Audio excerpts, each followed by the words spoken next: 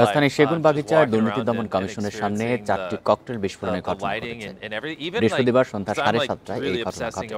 প্রথমে একটি ককটেল বিস্ফোরণ হয়, এর কিছুক্ষণের মধ্যে আরও 3টি ককটেলের বিস্ফোরণ ঘটে। স্থানীয়রা জানায়, মোটরসাইকেল থেকে সব ককটেল নিক্ষেপ করে দুষ্কৃতকারীরা পালিয়ে যায়, তবে এতে কেউ আহত হননি।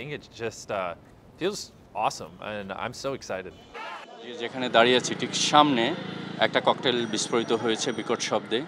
তার প্রায় 20 মিনিট পরে ঠিক আমরা যেখানে দাঁড়িয়েছি এখানে 2টা ককটেল বিস্ফোরণ হয়েছে।